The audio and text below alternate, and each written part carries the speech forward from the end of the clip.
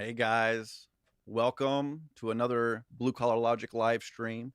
I'm Jason Seiler. I think this is episode 9, and I'm alone at the house again, but Dave's on Zoom. He'll be here momentarily.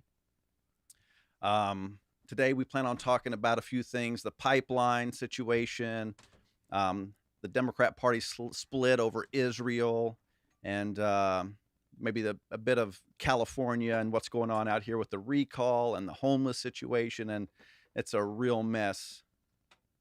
But yeah, I'm still waiting for Dave to come on. I hope everybody's having a good time. Let's see. We got some people. Hello, D Gun. Thanks, Taxi Girl. Hello from Taxi in Oklahoma. We appreciate you guys tuning in. Hope everybody's having a good weekend. I've worked all night. I'm just been up about 24 hours now, so if my brain freezes a little bit, it happens. Dave is now here. Dave is about to come on screen. Let's see. There he is. How you doing, brother? I'm sorry. Do I know you? Yeah, I'm this other guy at our channel. Hey, looks like you just polished your head this morning. I look did good. polish my head this morning. I Freshly shaved it shaved. nicely. I'm really taking offense to that guy who wants me to wear a hairpiece, so I'm going as far in the opposite direction as possible on that Although one. it would be really kind of hilarious if you just wore a really bad rug one day, like a Trump rug or something like Yeah. that. Like, I mean, a wig that looked like Trump's hair. I think it would look good. Maybe I I told would look good. Last time I only got my hair cut about 2 weeks ago, and I told my my haircutter I was feeling so sorry for her I was going to start coming in more often. So she hardly cut my hair at all. That's funny. She's going to hold me to it, I guess. There you She go. only took off about this much. She's just like behind you, like not even touching your hair. She barely touched anything. I got a big, whole bunch of hair back here still. That's funny. Oh man. So anyway, hey guys, how you doing out there? Yeah, I think everybody's doing good. We got wonderful weather out here in California, I'll tell you that. Jason, I got to do one more thing. Sure, go for it. He'll be back. There's a nice, beautiful picture of the Hobo Dojo for you guys. Oh, we had to fix something back there. You have to look your best. Cool. So, what do you want to get into first today, Dave? Well, I guess we should probably talk about the ceasefire in Gaza. Okay. It sounds like a kind of a win-win situation over there. Every now and then they just have a little war, and it makes Israel look tough. It makes Hamas look tough. Makes them look like they're doing some damn thing, which they're really not. Oh, you know what? Real quick, someone just mentioned it over here.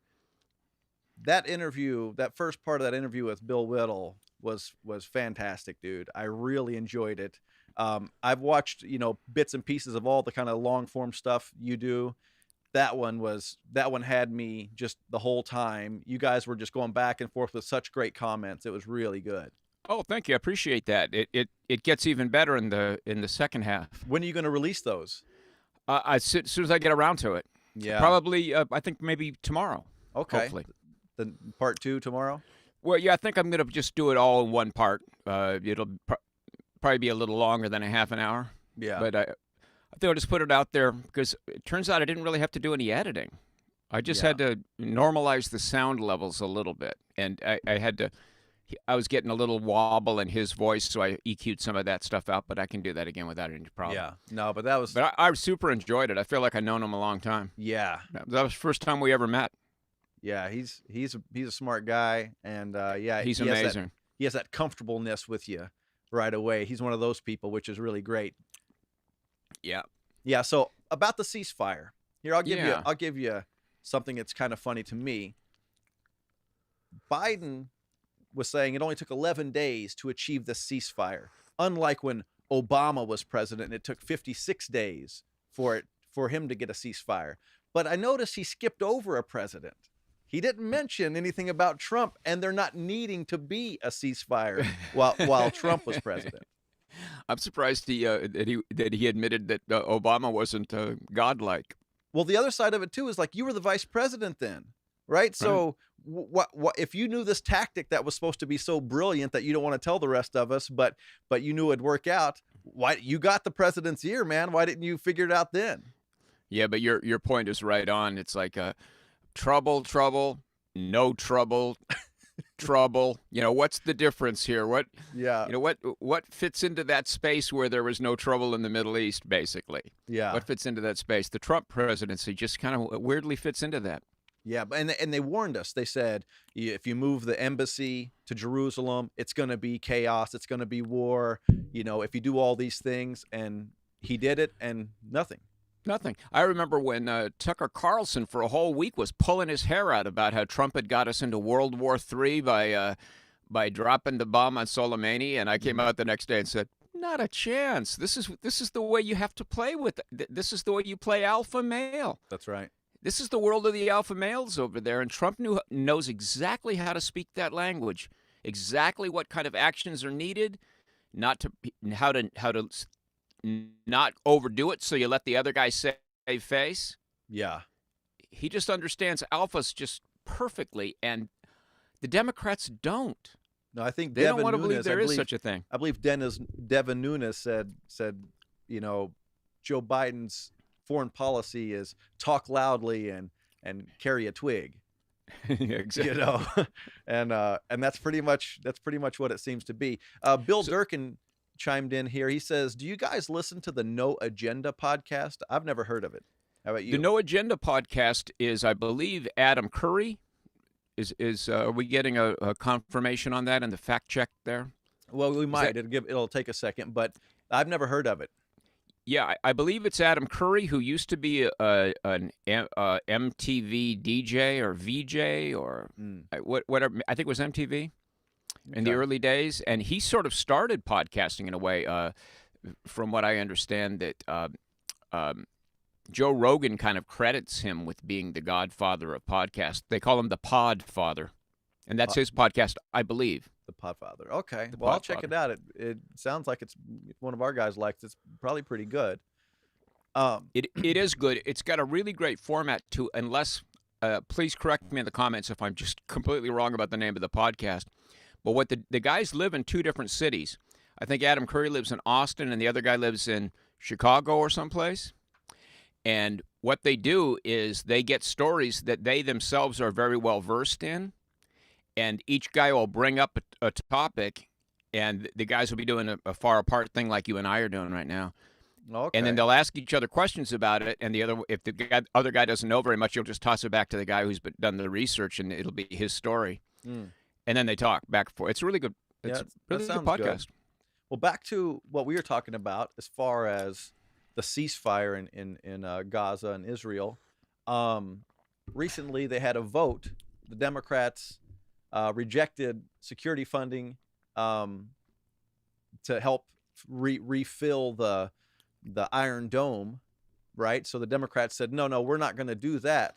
But then they also at the same time turned down, I can actually pull this up on the screen real quick. This is from, let me go over here. This is from the Daily Wire. It's titled, "Democrats Reject Measure to Provide Funds for Israel's Iron Dome." And they also block attempts to sanction Hamas, right? And then if you remember correctly, sanction meaning put sanctions against. Yes, because sanction is one of those words that means either approve or disapprove. That's right. That's right. It's gotten really weird. But here's the thing, right? Once Biden became president, he restarted the funding back to Palestine and Gaza. And, it's all going to help the poor and the needy. But for some reason, after the poor and needy, you know what I mean? The rockets show up after that funding comes out. So. Yeah, the whole. I'm sorry. I put a joint in my mouth. You're too busy being Californian right now. I'm too busy goofing off over here. You got that jean jacket on, jean shirt on. Yeah. That's awesome. It's my lucky shirt. Stephen Lawler, thanks, Patriots, he says. Thank you, Stephen. But the whole thing, you couldn't ask for a more humane people to be attacking you than the Israelis. That's true. I was reading up on a thing today called roof knocking. I never heard of that. A roof knocking is they drop these little small bombs on the top of the roofs of buildings that they're going to be targeting, and they're just like a little explosion. Doesn't even tear a hole in the roof or anything. It's just this small little explosion, makes a big noise, just like it's like a flashbang grenade kind of a thing. Yeah. Smoke, and it's very obvious, and everybody around knows. They can see the smoke coming up. They can hear the sound, but it doesn't do any real damage. And that means, in case anybody didn't get our texts and our phone calls, because they phone and text thousands and thousands of people, just say, there's some shit coming down. You better get away from this and this building. And then eventually they surgically take out that building. Yeah. And then in the meantime, once they drop those knockers, the roof knockers, as they call them, roof knock, the Hamas is trying to find the kids to put into that building, right? Yeah, they're rounding up children. They're like, come on, guys, you're supposed to be over here. This is where the bomb's going to hit. So we're gonna protect this with our children, which is absolutely unbelievable. Too sad. But I was listening to Scott Adams just a little while ago, and he was talking about that.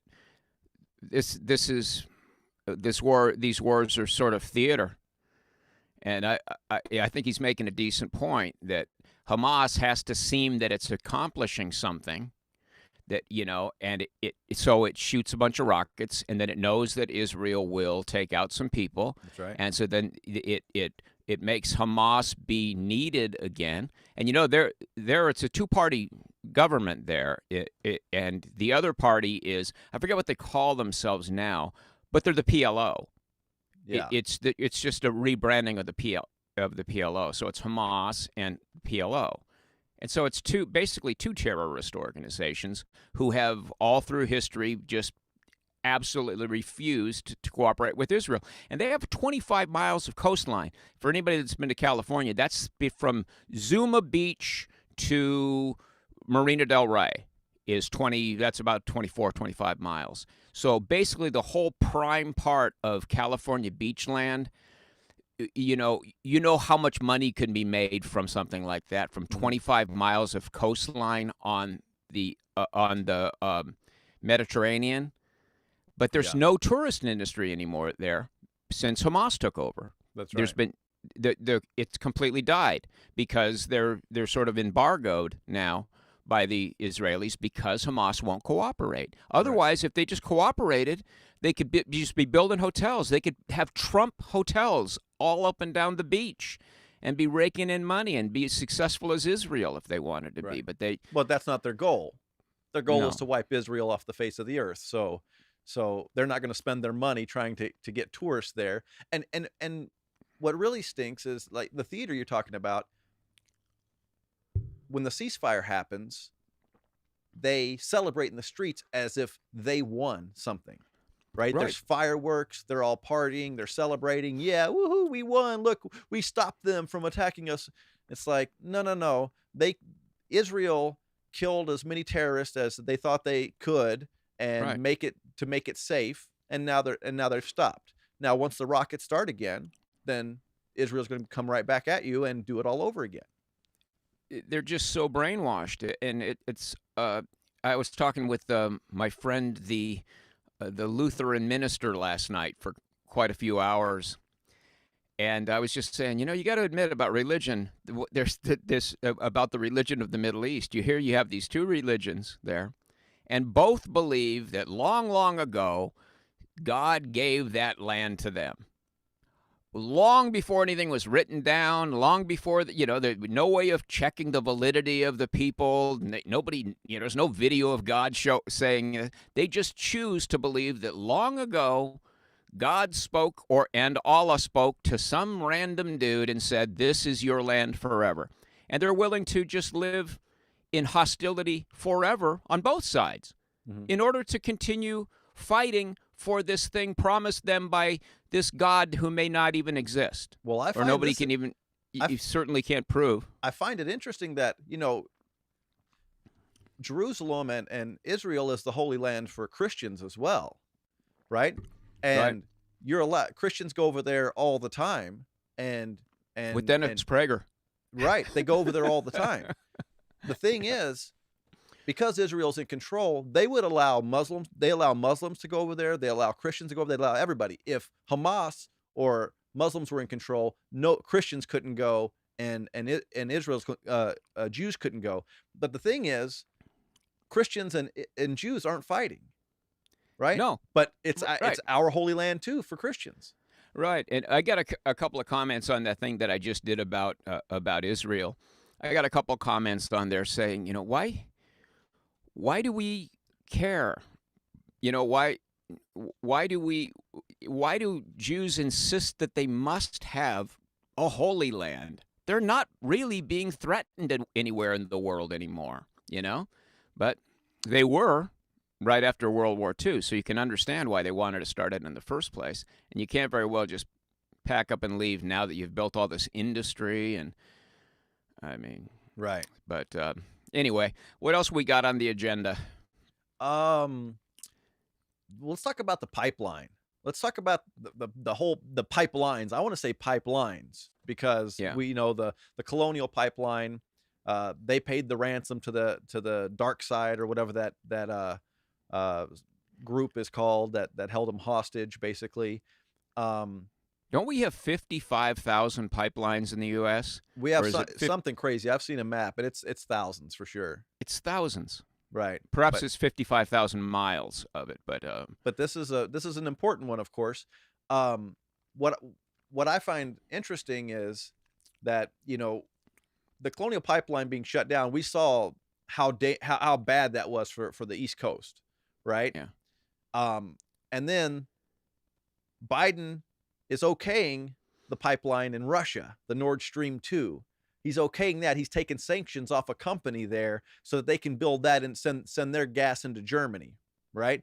But at the same time, Biden stopped the Keystone XL pipeline.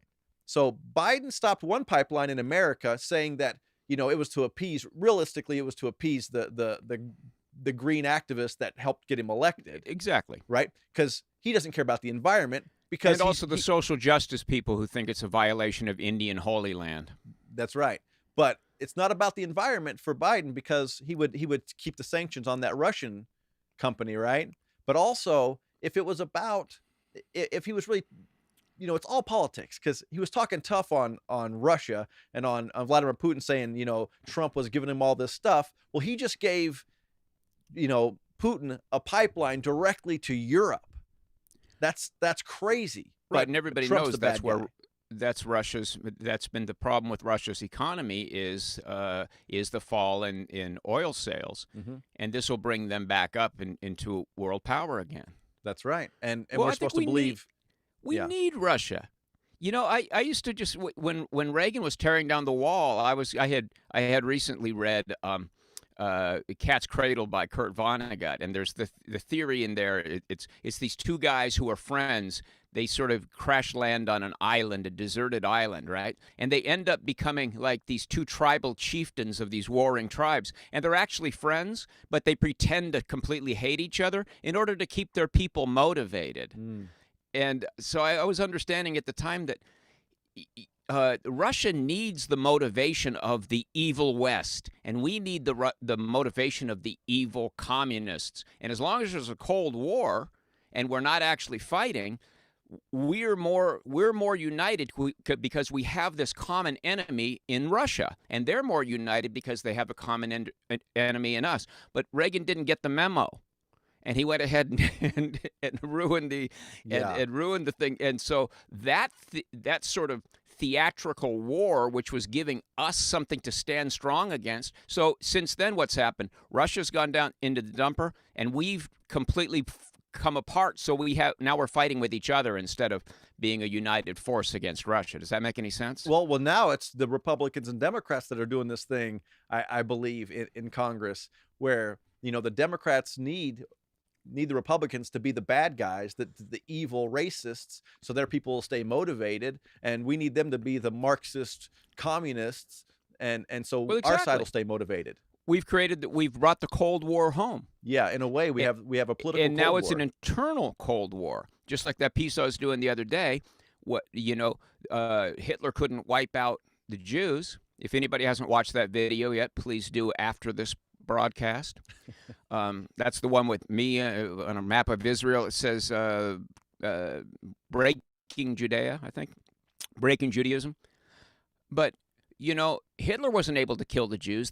They just brought them together. So America is killing the Jews with this social justice thing, right? They're demanding of Israel. They're demanding of American Jews that they choose sides between Israel, which is America Junior, and the Palestinians, which is, you know, Indians Junior. Yeah. It's cowboys and Indians. It's they're it's the oppressor and the oppressed. That's what what the model is in the conflict there at Gaza. Oppressor, oppressed.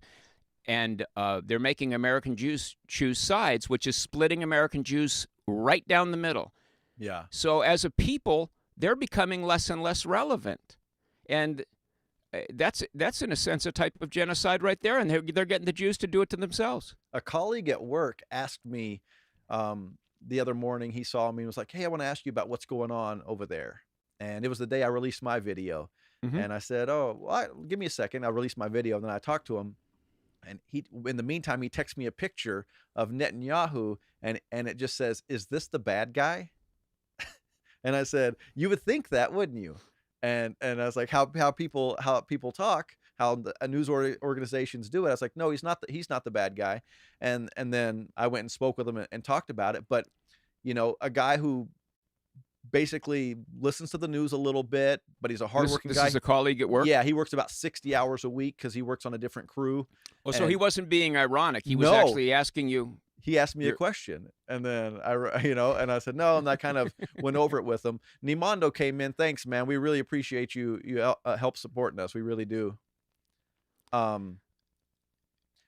it was just kind of funny. He watches very little news, but a little bit enough to try to see, hey, I heard something's going on. And then that's the picture he sends me. Is this the bad guy? There was a Rasmussen poll that came out this past week that was asking people who get their news basically from CNN and people who get their news from Fox News. They wanted to see who was the most ill-informed. And CNN won by a good margin. Their viewers are the most ill-informed because they found out who they were, where they got their major news source, and then they asked them a bunch of questions. And the Fox people scored way, way higher. I don't doubt that. In terms of actually knowing what was going on in the world. Yeah, I don't doubt that.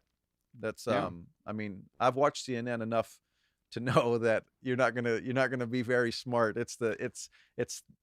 They are so skewed, and they're trying so hard not to give you the truth. I don't think there's anybody really watching them. Their ratings are so low that I just don't think Democrats are tuned into the news that much. And I've as you guys know, I do this Braver Angels thing, and so I've reached out and talked with a number of people, and had civil discussions, and I'm just talking about the issues that I think everybody knows about. And a lot of these very perfectly well-educated, college-educated, and very intelligent liberal people, I'll ask them something, they'll go, I really hadn't heard anything about that. Yeah. Or I haven't really had a chance to think that through. It's not that they don't have a chance to think that through. There's no motivation to think that through because they already know what they'll be required to affirm. Right. It's their position has already been told to them. Yes, they've already been told their position. And unless they're willing to risk their entire social life and never go to a party for the whole summer, they only can decide what they've been told will be their decision. So they just go ahead and decide that. Bill Whittle said it to me the other day. He said, he goes, back when he was a liberal at one time too, and he goes, I believed things passionately that I knew nothing about. And I said, me too. Me too. Yeah. I mean, I didn't necessarily believe them passionately, but I certainly advocated for things that I hadn't done the first moment of research on. Right. Well, he made a great point in that first part of that interview you had with him, where he said, to be a liberal, you have to go exactly against what you actually are standing for. And he gave that Matt Damon example. Like, Matt Damon goes out there and vouches for higher taxes on on the rich and says, I don't mind paying higher taxes. But then you find out that his world is a company, right? And it pays for Right, his like house and his MD cars and Enterprises or right, whatever. and it's all that. And so he does that to get around those taxes, Exactly. right?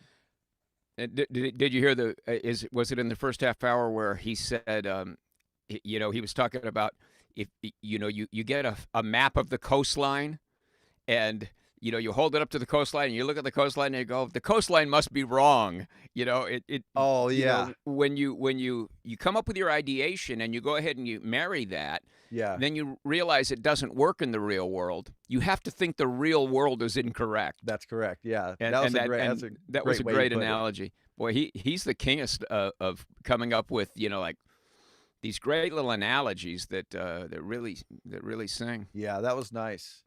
Now, what do you think about what's going on in California? I got a text. I'm gonna put up and I'm gonna read it to you. Caitlin. So here I'm gonna put this on the screen right now. Let's see if this works. So I got this text of the day. It says, "Hi Jason, it's Kevin, a volunteer with Gavin Newsom's Stop the Republican Recall of Governor Newsom campaign committee. As you know, this recall attempt is being led by a collection of partisan Republicans and hardcore Trump supporters who want us to do less to fight COVID. Will you join me in saying you oppose the recall of Governor Newsom?" And then I just wrote back, "Nope, my neighbor can't make ends meet with a one-time payment of a few $100s. Gavin needs to go." Then he comes back. He says, "Thank you for letting me know. May I ask who you're planning to support?" And I say, anyone else. Anyone else. Yeah, we're not going to tell you. Yeah. Oh man. Well, No. it as it turns out, Gavin, even though 2 months ago everybody in the news was talking about how California's broke, oops, they found $73 billion in surplus. Is it something like that? Yeah, 76, I think it was. And they've got 25 coming in from the federal. They've got 25 billion coming in from the federal because they need it. Yeah, because they need it so bad. So they've got roughly $100 billion in surplus. And so there's not a doubt in my mind that Gavin Newsom is going to start throwing money at all of the Tony restaurants, all the places that he knows will get the attention of the people that he fears he might be losing. Yeah. And that's going to go on all summer, basically. Yeah, he's already said he wants to give 2/3 of Californians just a stimulus paycheck, right? A stimulus check. Yeah, and it's of course the poor people will get $400, and the rich people will get 40,000. That's right, a free loan that they never have to pay back because they're connected. On the day that Joe Biden was inaugurated, the gas station down the corner from my house, gas was $3 a gallon even, right? Yeah. So I gassed up, and I thought, okay, I can remember this. It's inauguration day, and it's a round number, $3 a gallon. That same station right now, it's $3.89. So it's gone up 90 cents, almost a full dollar a gallon. Mm-hmm. And who is buying that gas? Right. Who's buying that gas? The guy that mows everybody's lawns, the guy that mow the lawns, that have to be driving around all day and pick up trucks that are 10, 15 years old. That's right. It's the working poor. It's a direct tax on the working poor every time they raise the gas prices. That's right. And when you point that out, they give you some nonsense about green energy and saving the planet and building the roads, and then you find out only like a 5% or 10% of what they raise goes to the roads or this other stuff, and 90% is probably in that rainy day fund of $76 billion he's got. I was trying to shoot some video of my trip to Oregon, my recent trip to Oregon, and I bought a dash cam video. Yeah. It's so shaky because the roads are so bad. It was much smoother in Oregon, and they're poorly run too. Yeah. I thought I'm just gonna have to do travelogues in Texas where the roads are nice. Yeah. JC Bridge from Holland, she's come in. She said, "I hear and read in news in Holland that Biden paying lots of money. People can stay home. Lots of free stuff too. Childcare, $4,000 a year. Who is going to pay for all this? Free living, getting lots of money to stay home." That's exactly right. He's like right now, JC, we can't find somebody to flip burgers at a restaurant because they're making more money staying home playing video games. Yes. That's the reality of it.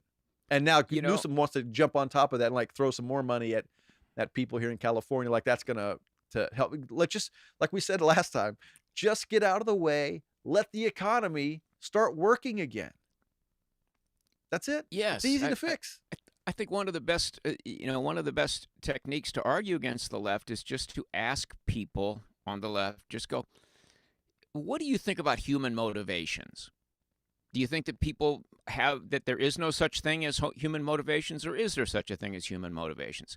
If you give somebody the exact amount of money that they would make working, will they or won't they work? And most liberals will be honest enough face to face to say, well, they won't work. And you go, okay, so we got to be careful. We don't negatively incentivize people, don't we? Right. Don't we have to do that? I mean, the homelessness, we're 165,000 in California alone. Wow, that's crazy.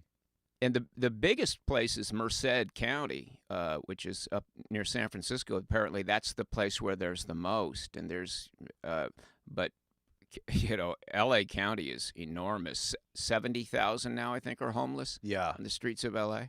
Well, you sent me a video. You want to run that video right now? Yeah, if you want to. This is a little video. I chopped it down from an 11-minute video down to about 5 minutes, but it's got some narrative in it, and it's really good. It's by a guy called German in Venice, so I want to give him credit for that. So if you want to check out his channel, he's keeping track of what's happening in Venice, California. So let's take a look at that. Okay, I'll take a roll now. Just so you guys know at home, Dave won't be able to see what I'm playing necessarily. He's already seen the video, so I might chime in here and there and kind of let him know where we're at and what we're talking about and what we're seeing here. Venice used to be the #1 visitor spot in Southern California. More people used to come to Venice Beach than going to Disneyland. Did you know that? But all that changed. This is on the way to Venice. This is Venice Boulevard right here.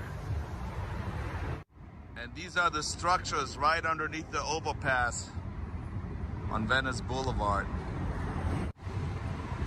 That's interesting. More people used to visit Venice than Disneyland. And that's not the case anymore. That's pretty crazy. This is under the bridge right now. This is I drive by this stuff every day. Yeah, and it's not just Venice where people are camped under the bridges. That's every overpass in Southern California right now. Yeah.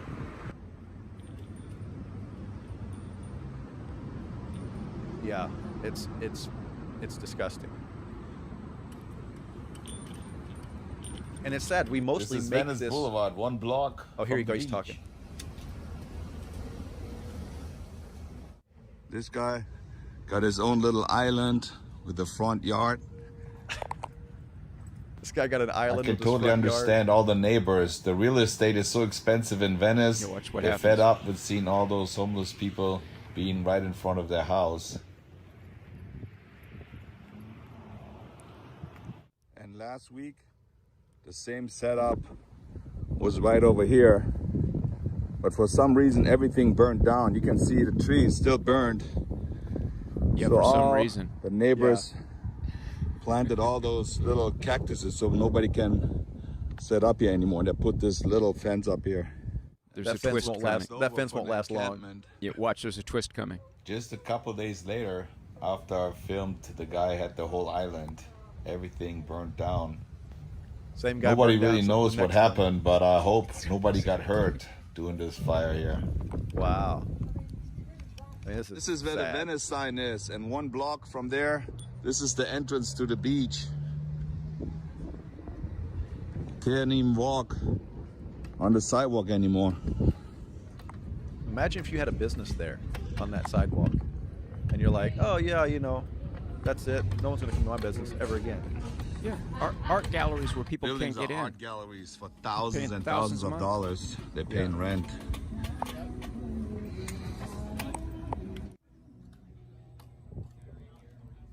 Could you imagine parking beside one of those tents with your night? The guys like had a nice BMW parked right beside that. Yeah, that little red BMW. That's crazy. I memorized the video. Yeah. Or you watch it at the same time? No, I can't. I'm not seeing it. Oh, okay. Those are the handball courts. This is right here by the skate park. Are you seeing the handball courts? Yeah, and the skate park. Yeah, people are living in the handball courts. Hundreds and hundreds of movies were filmed down here in Venice, and countless of celebrities I spotted right here on the Venice Boardwalk. Vendors down here that pay thousands and thousands of dollars rent just to get a spot right here on the boardwalk. And then we got all those homeless encampments right across from them. On the boardwalk. Homeless encampments on the boardwalk. It's not only the problem with the homeless people, it's more those mentally ill people. They need medication, or the ones they're on heavy drugs. They're like really aggressive, and it's not really safe to be down here. You know my channel, German in Venice. I love Venice Beach. The reason why I'm in the United States is because I saw Venice Beach on TV all the time, the rollerblader, all the movies, and I thought, I want to be in this place. But it changed so much. I've been here almost 30 years, and it's not what it used to be anymore. Something has to be done. This is not good for the community or Venice Beach. All graffitied up.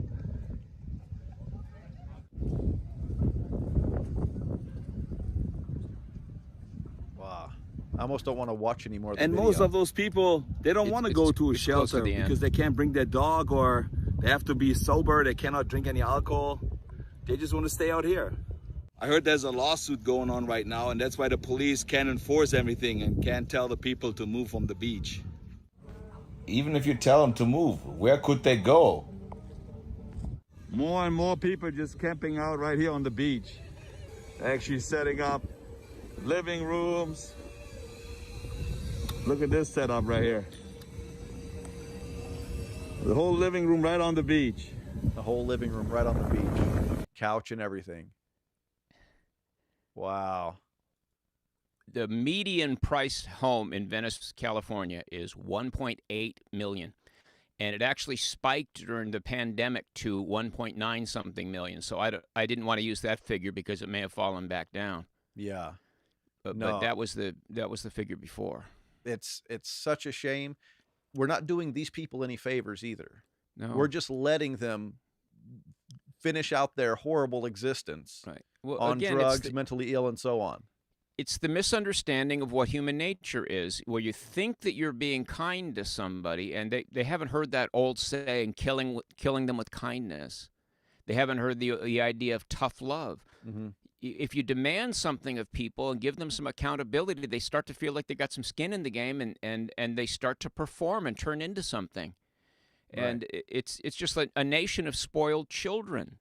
Right. And they can't make it in the states where they don't coddle spoiled children, so they all come to California where they do coddle spoiled children. Well, I pointed out in one of my videos, a police officer friend of mine, LAPD, they cleared out Echo Park because they had to do some construction and whatever there. So they cleared out that park, and he said they had to check a lot of IDs there of different people, and almost everybody was not from California.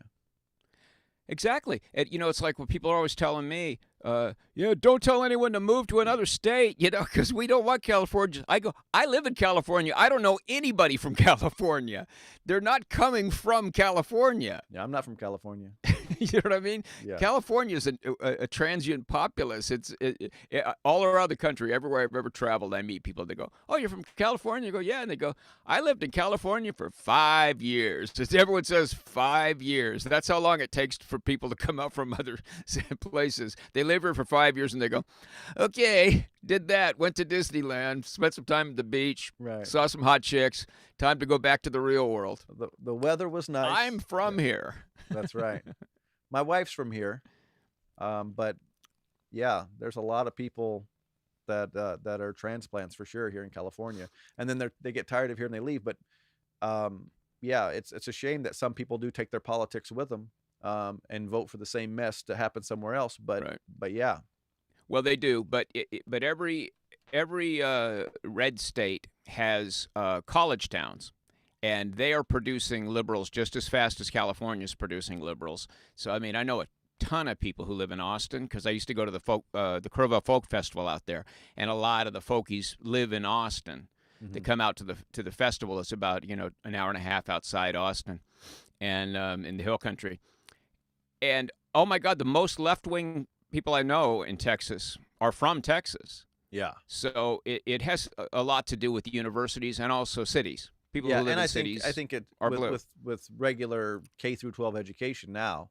Yeah. Like it's everywhere. It's television. It's the influencers. You got to think of the big influencers. Someone called me an influencer not too long ago, and I was like, I don't think I fit quite that category. I always think of those as some young kid who has plenty of money, who virtue signals the whole time and does all these kind of things. And you influenced me, I guess, but we are influencers in that sense. But no, like I picture those guys, and those people are having to play that game. They're having to play like they are Hollywood stars and talk about the green energy and New Deal and talk about free Palestine and all that kind of stuff. Well, that's why I think that Caitlyn has a shot if she could just get the K girls, Chloe, Kim. Come on, you can do it. You can do it. I can't remember their names. Come on, you got it. Kendall. There you go. Keep going. Kia. Is Kia a name? I don't know. I don't think so. Kmart. I think one of the girls is named Kmart. I think one of them's called Kenny, but I'm not sure. But they're influencers. All 5 of them are heavy-duty social media influencers. And if she, whatever, if Caitlyn can get them to all hit the social media and go on all the gossip talk shows, those people don't know who the governor is now. The people in California that Jay Leno used to go out with the microphone and ask him questions like, how many planets are there in the solar system? I don't know, a lot. Yeah. Well, how many do you think? 50? People that don't know, they don't know anything. They don't know what's the biggest country in the world? Africa? They don't know. Name a continent. They're like London. Name a continent. You're like London. London. I don't know if London's a continent, but those are the people. They would potentially be the biggest voting bloc in California, because when you look at the number of people that vote in California, it almost never cracks 50% of the people who are eligible to vote. So the people who don't know anything are the biggest voting bloc in California. And if Caitlyn could get them to all run out and vote, we'd have the first female governor, maybe ish. Yeah. Who's also Republican, kind of, sort of. Neil McCann said, it all started back in 1974 when a singer from Brazil named Morris Albert released a song called Feelings. It's been downhill ever since. We can't just... I don't know what you say. Oh, I see what you did there. We can't bitch about it. Was Canvas for 2022. Feelings. Whoa, whoa, whoa, feelings. I thought that was not. I don't know. Who was that did that? Feelings. Are you looking it up? I'm gonna look it up real quick. Yeah, I thought Gino Vanelli. Let's see. Feelings. He got it on YouTube. I see here. It comes up. Feelings by Morris Albert.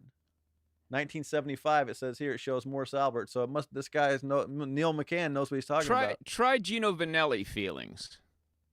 Maybe it's 2 songs. Gino Vanelli. No. Let's see. I don't know how to spell it. Vanelli. It was a huge, gigantic hit in this country, but I never heard of Morris Albert. So obviously that was the guy that recorded it first. So it didn't come up. This guy, Neil, knows what you're talking. Thanks, Neil. You know what you're talking about. Yeah, you got me, Neil. Yeah. So Morris Albert. Yeah, it's been downhill ever since that. That's funny. Yeah. It was the turning point. Was it long before disco took over? I mean, maybe that's the song that started the whole idea of having competitions with no losers, right? Have a baseball game and everyone not keep the score and not worry about the score because we don't want to hurt someone's feelings. If you wanted to set out to sabotage a country and to make them weak, That's right. You know, what's the old saying? Strong men make good times make weak men make bad times make strong men. Yeah. Did I get that right? I think there's one more in there, but yeah, it's something like that. So maybe there should be another twist. But if you were setting out to degrade a country and make them terminally weak, you would do that. That's right. You would protect children in their formative years from dealing with and growing mature enough to properly handle losing. Right. Losing a sporting event. Are you kidding me? That's why we have sporting events. We're protecting them from losing a Little League game. I mean, that's ridiculous. Well, why do we have sporting events if not for people to learn sportsmanship, how to win graciously, how to lose like a gentleman as well, and to pursue excellence within structure? That's right. Which is what a society is. I mean, there's so much to be learned from sports. A friend of mine, his kid played a soccer game. He was like 5 or 6 years old, and they played.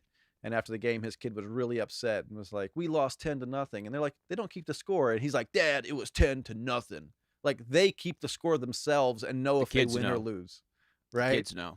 Yeah, that's thank God. Good.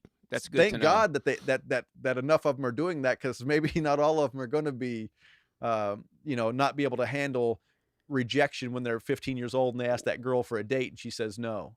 Well, did you hear that they're and I don't know if this is apocryphal, a fake news story or real. I heard it from somebody talking, but they're talking about the colleges are going to add or I don't know what schools, but they're going to add another letter grade beyond F. They're going to add G, so that you can go ahead and get straight Fs, but you're not the worst possible outcome. So what's G? Is that not showing up to class one day? It's a complete zero? I don't know. It's just a thing to be worse than F. Well, a lot of colleges are actually now going away from the SATs and the ACTs and all that kind of stuff, and they're gonna base they say they're gonna base their enrollment, their admissions on other factors than how good they made on these scores. And that's even going to further, instead of what were they doing there, making, they make Asians get a higher score than a white person, and a white person a higher score than a black person, and so on, right? Now they're going to be like, you know what, let's just do away with the scores at all, and we'll just talk to somebody and say whether we want you to come to our college. And it's not going to help anybody, because some of the people they have come to the college, they're not going to be able to make it there. They don't have the skills. They haven't read the books. They haven't done the stuff. And you're denying them the ability to know what that is by failing them and explaining to them what for what reason they failed. It's like you can tell that YouTube is run by liberals because they tell us that that one of our videos violates a guideline and therefore they can't monetize it, but they don't tell us what it was. They don't say it was this, you did this, and in future, if you just avoided doing that, you get monetized. That's right. I mean, they're in the advertising business. They're in the business of making money by their creators being able to bring eyeballs to ads. But they don't want to hurt our feelings? What is it? They don't want to be too specific about our failures lest we become despairing? What? What? Just tell us what it is, and then we'll go around it. Did you get that recent email from YouTube changing their guidelines or changing their advertising, that now they're going to advertise on channels that aren't monetized? So now they're going to advertise on people who upload YouTube videos that don't get any cut themselves, but they're going to advertise on it and make all the money. What? Yep, I just got that email like 3 days ago, and you probably got it too in your email. I didn't open it. Isn't that crazy? How the hell? How can they not pay that person? So basically now you're signed up for YouTube. They say you're not monetized. They're going to make being monetized harder and harder and harder, because there's going to be more money in it for you not to be monetized.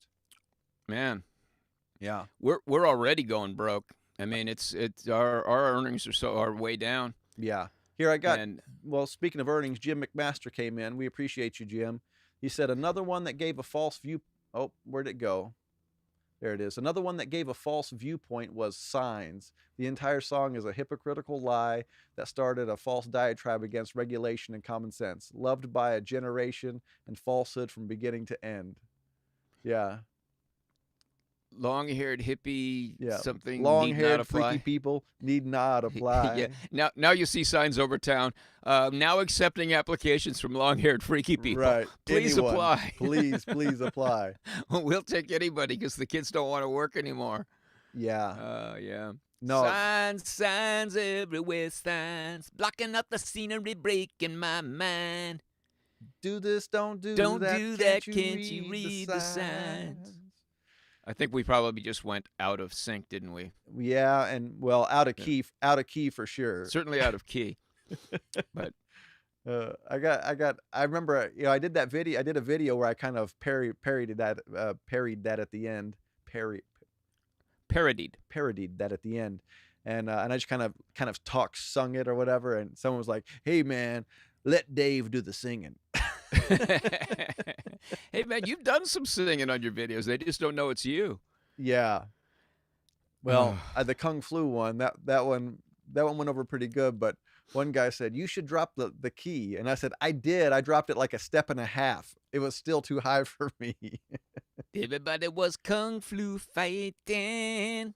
The guy's going, never mind, Dave. You shouldn't sing either. No, but you know, funny. the thing, just to finish off the thing about the Gavin Newsom recall,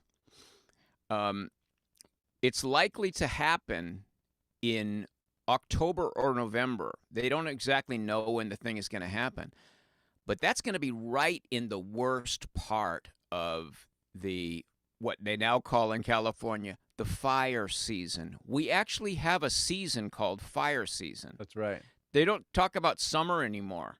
They talk about fire season. So it's like winter, spring, fire season, and autumn. Right. And it's so bad out here. The forest management has been so negligent out here, and it has been so difficult to get new reservoirs in, so we just never have, and we're in a drought year. Mm-hmm. And I just coming back from Oregon, I went by Shasta in the daylight, and oh my God, it's really low, and all the reservoirs are low, and they're going to be a lot lower at the end of the fire season. And so Gavin Newsom would be up there yammering on about climate change and completely doing an end run around the fact that there's not a lot of forest management going on out here, and there's no water. Right. There's not nearly enough water. And they're letting Even though there's plenty of snowfall every year. Well, we just don't save it. They're letting a lot of that water go to the ocean because of trillions and trillions because of the Delta smelt, right? They want to save the Delta smelt. Yeah, and still, a Rasmussen poll shows that absolutely only one American in 1,000 has ever seen a Delta smelt. I'm sure. I made that part up. But who even knows what a Delta smelt is? It's like a fish. I looked it up. It's like a fish this small. I mean, I know that he who smelt it Delta, but sorry. Nice try. That was low-hanging fruit. Matt Deckard said, I'll help do vocals next time. Keep up the good videos. Are you two on Twitter? I am not on Twitter. Dave, you're not on Twitter, right? I have a Twitter account that I only formed because I was trying to meet a particular Heather McDonald. I was trying to figure out how to meet Heather McDonald, so I signed up because I never could figure out how to message her. So that's a sad story. The match made in heaven. Dave and Heather never happened yet. Funny. And then I tried to find Ann Coulter. That didn't work. Then I did. Kaylee McEnany. I always thought Ann and I were meant to be together. I always thought that, but yeah, she didn't agree. She's like 6 foot tall. You guys would look good together. she's a bit of an odd duck, that one. You don't hear much from her anymore, do you? I see some stuff writing every now and then on different places like Breitbart or Hot Air or something. I'll see something from her. Once she came out and started really bad-mouthing Trump, she kind of lost most of her audience. And a lot of people just kind of disappeared. Jonah Goldberg, I now get his stuff off of Substack or It's not that. It's the Dispatch. So I get all of his writing, and I can't get through any of it anymore. It's so long, you know. I did a post the other day where I said, I think I'd like the idea of reading Jonah Goldberg more than actually reading Jonah Goldberg. That's I funny. like the idea of it. Like his stuff is way long. You could tell when a guy has never had to make videos out of their writing. Yeah. No, that's true. That's true. Because you and me, when we write our pieces, man, we have to cut them down to nothing. Yeah. Which, you know, so you just lose interest quick. You know, people lose interest pretty quick. Quick, I wanted to mention, you did the video and you talked about the children's orphanage in Uganda, I think it is, right?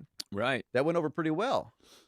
Yes, it did, and I intend to do a full video to thank them, because now I think we've officially closed that fund drive. It'll be a week tomorrow since I dropped that video in which I mentioned that we were trying to get $4,000 to finish off this orphanage. I wish I had some pictures to show you here. And last time I checked was last night, and it was at $10,771. Wow. And I think it was just about 250 of you guys had contributed, and a couple of people that I saw, there may be more, gave a lot. One guy I think his name is Philip Roberts. Sorry, I don't mean to embarrass you, Phil, but $500. Wow, that's amazing. $500. That's enough to feed those kids in that orphanage probably for a month. Mm-hmm. You know, and so Julius, the pastor who he and his wife support these children. There's 35 of the children. Last time I had a number on it, and what he wants to do with the excess money that you guys made possible, he's been in contact with Lauren. He wants to open up a small grocery store. Wow, that's awesome. This guy's smart, because then you could buy stuff in bulk and feed the kids and sell the rest of it to help pay for other expenses. Well, and to pay for the kids' food. Yeah, exactly. Right. That's exactly. Awesome. Oh, that's right. Yeah, that's what it would pay for. It would pay for the. So you sell 2 gallons of milk, and then you have 2 gallons of milk to give to your kids. I used to know how this worked back when I was a weed dealer. That you buy enough that you sell the excess stuff to pay for your own stash. So that's what he'd be doing. He'd be and so I thought that's fantastic, and that you guys just spontaneously created that thing without me even knowing about it. Yeah. By just blowing past the assigned number by over twice. It's 240% or something like that. Yeah, that's amazing. I mean, and a lot of people look at a fundraiser and they see that it's already past its goal, and you go like, well, they got what they needed. Not our guys. No, man, you guys came through, and we much appreciate it. Now, I will mention, well, real quick, Patrick Durham, you guys rule, and Trevor Else says thank you. We thank you guys. I've got a guy named Charlie that's been one of our first supporters on Facebook, contributing supporter. He's always giving us a little bit of money to help us out. He was always commenting on our videos and sharing them. He was always really active. Yeah, I remember Charlie. Yeah, and he's been here like since the beginning.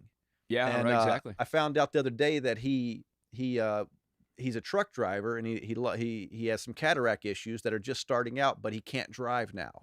Uh-oh. And so he's got an issue there. And so I actually put a link on our page. It's a GoFundMe to help him out a little bit. I'm not telling you guys to go do anything you don't want to do, but he's been a big, long time supporter of us. And if you feel like you want to give him $5 or $10 to help him out a little bit, it'd be much appreciated. But like I said, he's been with us since day one, always contributing every month, and always like I said, sharing, writing, all that stuff. So I just wanted to mention that real quick. I'll email Julius over in Uganda, because I hear he just came into some money. maybe he could help out a little bit. But I'll get in on it. Charlie's a good dude, man. He's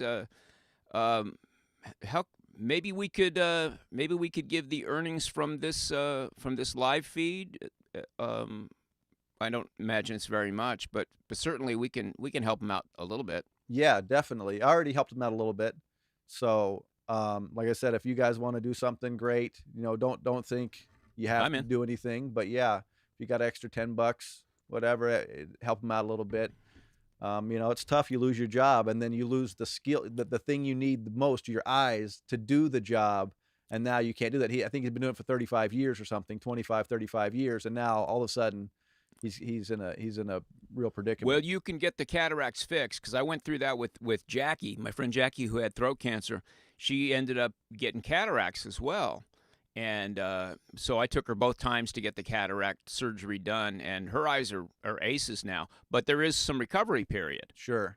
You got to take a little time off. You got to go get that done, and then you got to take a little while wearing the eye patch and things like that. So it's something he's going to have to cope with. Yeah. So let's hope he gets through that as quick as he needs to and get back on the road, because we need his contribution coming back to us. That's true. I got stuff. I mean, it ain't cheap living in the Hobo Dojo. Well, it ain't expensive. I mean, if you were in my hometown in Kentucky, I mean, you'd have a nicer place, a bigger place than that, but for the price. Brad, the guitologist, our friend out in Kentucky, he did an opening the other day. People send him stuff because he fixes things, and people will send, "Hey, I found this box of tubes in the garage," and they'll send him this stuff, and every now and then he has a video where he opens things that people send him.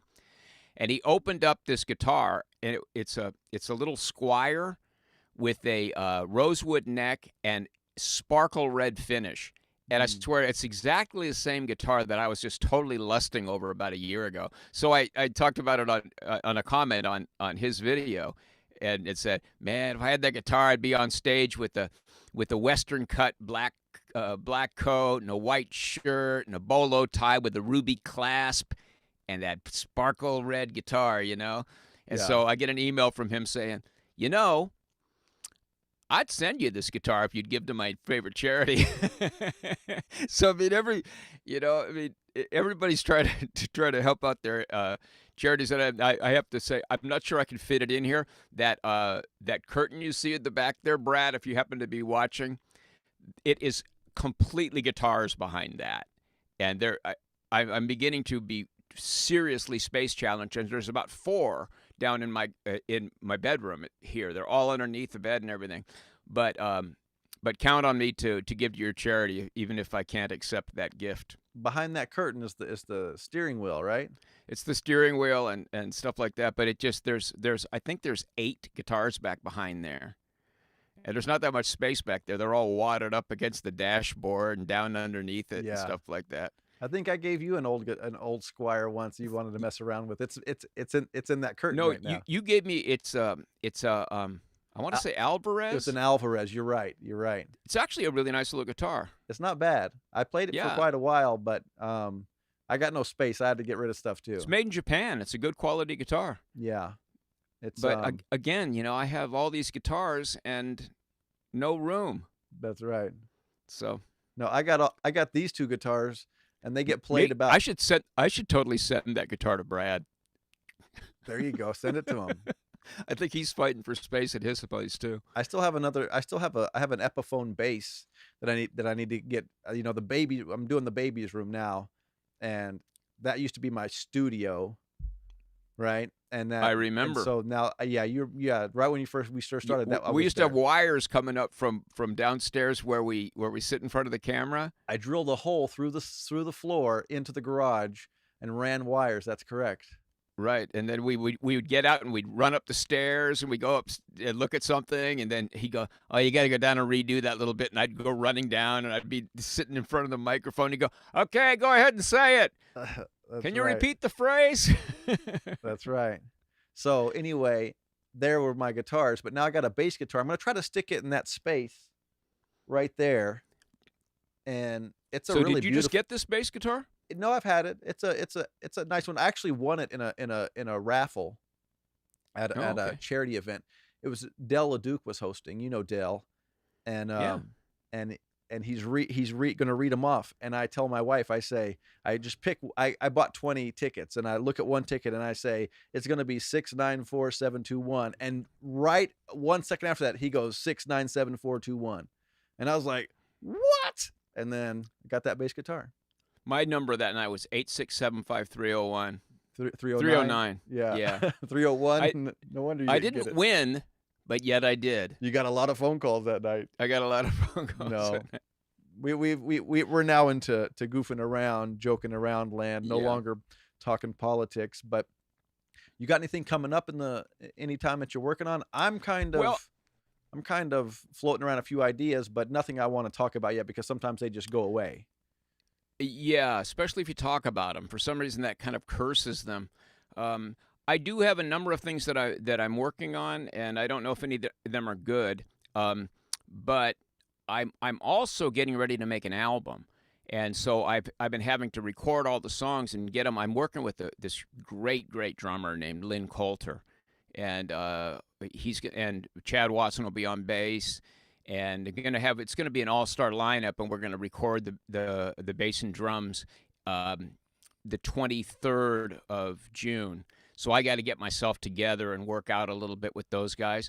I'm really excited about that. It's got all the songs written, and it's really going to be good. But not only that, we've started to put our concert series back together that Alexia and I used to do. Yeah.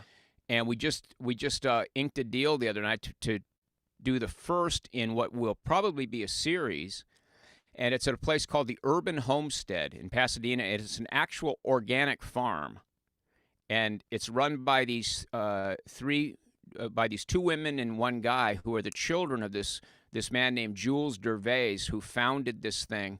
He's a New Orleans dude. They all were born in New Orleans, and for some reason they got into organic gardening, and they came over. They bought this craftsman-style house in Pasadena and turned the whole property, even the front yard, even the parkways, it's all planted like a farm. And they got like chickens and stuff going on there. Awesome people. And a buddy of mine several years ago, started putting on musical events over there, and they got all geared up, and then that friend of mine died. And then their father, Jules, also died. So they got a little, it knocked them down, and then the pandemic came and the music died, right? Mm-hmm. So we reached out to them, and they said, yeah, come over, let's talk about it. So we did, and they're getting into live streaming. So it's probably going to be something that we'll be able to do some shows and stream them live over the internet. Yeah. And so I'm excited about that. So I know it has very little to do with the channel. No, that's cool. Sometimes you got to do other things too. No, it's true. I'm gonna play golf tomorrow with my older brother. I haven't seen him since before the pandemic. He has leukemia, so he was watching really close about getting anything. So I hadn't seen him in over a year. But we're gonna play golf tomorrow, and man, I need that 4 hours of being on the golf course and just hanging out. Now, if you have any sense of what our people want to see, you will put a GoPro camera on the front of that golf cart, and then you'll show us, you're swerving around, make some close calls with other guys, exciting footage, and then when you stop and you point it where you're going to be shooting from, right? And we can see you shooting, and nobody wants like to see a that. 3-hour-long video. You'll finally get your first million view. There you go. They want to watch a guy shoot 108. And then every time you go back to the golf cart, you go right in front of the GoPro with the big fisheye lens on it and go. Yeah. No, I can't wait. Or you're drinking beer. I'm excited about that. But yeah, you gotta find time, and it's tough. I even mentioned in my last video, I took the family to the zoo and to the beach, and took a couple days off, and that was a good time getting out of, didn't listen to anything in the news, didn't pay attention to anything. Right. And it's a good break, but I can't do it long because I feel like I got to fight for America, right? I got to fight for what's going on. So I can't stay out long because then I start to feel guilty. I don't mind a few days, but after a few days, it's like, I got to get back in there. Well, I'm starting to recast, I don't know if you've ever, took it, like look at your life and kind of frame it differently. And I'm starting to reframe the way I think about this battle that we're in for America. I'm thinking of us more like a liberating army, because more and more I'm realizing that the people on the other side, most of them are good people. they're being held hostage by this cancel culture energy that's been over there for over a decade, right? Where everybody's really afraid to disagree, and I feel like we're going into a like it's very similar to releasing the East Germans. There's no question that they would take to freedom. There's no question that they're not to blame for their situation. Mm-hmm. You just got to knock the wall down somehow. So I'm thinking of us more as liberators, as opposed to we need to annihilate the other side. We need to just break the chains of the most of their people through better ideas, better arguments. And boy, they're really handing us the crowbar with all the crazy they're doing. Oh, that's right. They're making it pretty easy to come up with a pretty solid argument that they have no argument back for, except what? That's what a racist person would say. What? That's what a that's white privilege. That's why you get to say that. You can't say, political correctness, cancel culture, all that stuff has really stopped a lot of people from feeling that they can express themselves freely. Well, that's the thing I learned from watching you on. Oftentimes, on Facebook, I'd see you involved in this long thread with one of the usual suspects, and you just keep asking them questions, right? And it comes across as non-aggressive. But you just keep asking them questions until they get so frustrated they start calling you names. And you go, hey, I'm just asking you some questions. Right. Because they can't answer the question. If you feel so strongly about it, why don't you just answer my questions and educate me? Yeah. And they get enraged at that. But those people that you argue with are not the sweet, nice people like my neighbors over next door. And people have heard me talk about my neighbors next door over there that we bring each other's trash cans in and stuff. We had a car washing party out in the common space the other day. I was getting ready I was washing my car, and I told my neighbor, I said, hey, you know what? Tomorrow I'm going to be washing cars. I'll do yours too. And so I called up Alexia, and she brought hers over. So I washed the exteriors of all the cars, and Abe, the male half of that nice liberal couple, he goes, well, I'm going to do the vacuum. So he comes out and he vacuums the inside of all of our vehicles, and we're laughing and carrying on. Well, thanks. No masks for the first time I've seen them not wear masks outdoors for a while. Thanks for calling me about the cars. I have a couple cars that need a cleaning. Oh, did I say something about cars? Never mind. You called Alexia. Sure. Don't call Jason. No. That's funny. The wife's on me about washing her car right now.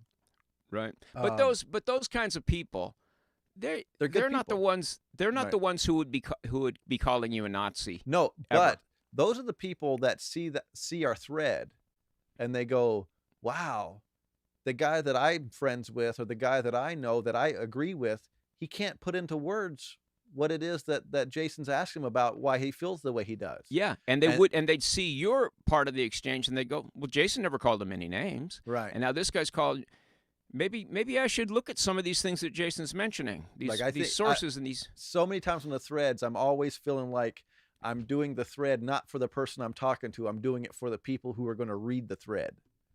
There's a really well-known bass player in Los Angeles, and I've been in a couple of blues jams with him, but I don't think he ever really noticed me, And one time I asked him, "Hey, you wanna do that song Don't Let Me Down by the Beatles?" And he goes, "No." Just like that. I didn't think he liked me, He's a really, really good bass player. So it turns out they've discovered Blue Collar Logic, he and his wife. And so I saw them at Blues Jam, and they're like totally friendly. "Hey man, how you doing?" It's all shaking hands and stuff like that. So there's a lot more people out here in LA than we know.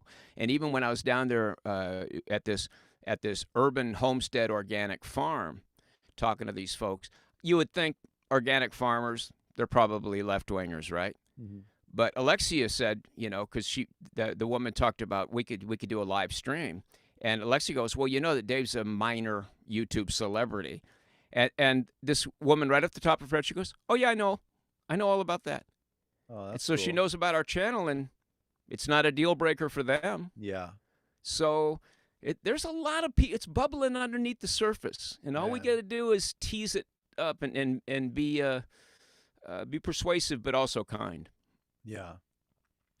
Well, I think on that note, being kind and persuasive, I'm going to persuade you to let this live feed end. I think we should say something more aggressive to end this, because if you end on the note of kindness, we'll lose 80 subscribers. We're losing subscribers anyway. Like I what Bill Whittle said, he's getting throttled by YouTube. I think we are too, and I think I hear a lot of people say that YouTube's, or hey, how come I'm unsubscribed again all of a sudden?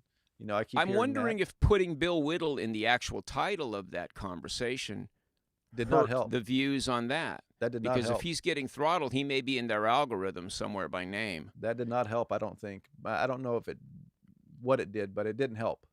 No, it would. It would help me watch the video, right? It helps if it's offered to anybody. That's right. That's the real issue, right? That we're having, I think.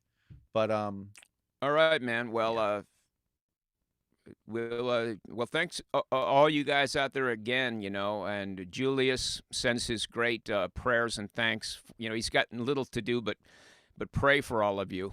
But believe me, he will do that. Yeah, and we appreciate you guys who gave today. Anybody who's going to want to help out our friend, any of that kind of stuff. Thanks for those donations. 250% more than what they were even asking for over there in Uganda. That's amazing. And keep watching, keep sharing. Don't forget, we have the Teespring where you can go over and get a T-shirt or a mug and that kind of stuff. There's one other thing. It's just that when you do share our videos, because I see people who share them on the Facebook, from the Facebook page, and sometimes there'll be like 30 or 40 shares, right? So we can look at those shares and we can see them on the pages. And I swear, it's like not even 1 in 10 people ever say anything about it. So they'll share it, but they won't say a word. Yeah. And if you're going to share our stuff, at least say, and I think I've mentioned this before, at least say, hey, give this a listen, or hear this guy out. Just something to engage your friends to listen to us, because we're slipping. And we need to get our feet back under us. YouTube is not doing us any. We're not slipping so much as YouTube is punishing us, I think. But I think so. We'll see. Well, we'll end it with this. Jim McMaster. We're still grateful. Jim McMaster came back with another friendly gift. He said, "You didn't lose me. Take care down there in Cali and change their hearts and minds before you send them to Alaska." Alaska's the last frontier, truly. Yeah. Ain't too many people in California thinking, "Oh, well, where I'm going next." Alaska. That's gonna be awesome. Yeah. All the people you don't hear the people that are yammering on about global warming. You don't hear about them moving to Alaska. Right. You hear or Minneapolis or North Dakota. They're all heading for Florida, Texas, right? The coast, Dallas, all the hotter places, Phoenix. All right, you guys. Thanks a lot. And Jason, you want to stay on the air a second afterwards? Or? I am not going to. I gotta go. I got things to do, just like you do, brother. I'm gonna end this live stream, guys. Thanks again. We'll see you. I'm gonna go put my pants on. Thank you. All right, guys.